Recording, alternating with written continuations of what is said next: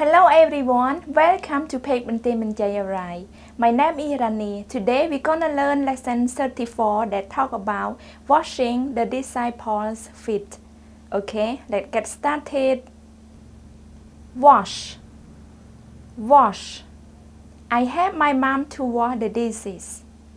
I help my mom to wash the dishes. Wash.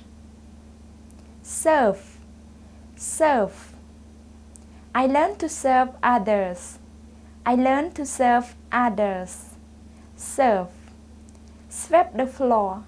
Sweep the floor. I sweep the floor every day. I sweep the floor every day. Sweep the floor. Mop the floor. Mop the floor. After I sweep the floor, I mop the floor. After I sweep the floor, I mop the floor. Mop the floor. Dust. Dust. We need to clean the dirt from the pitcher. We need to clean the dirt from the pitcher. Dust.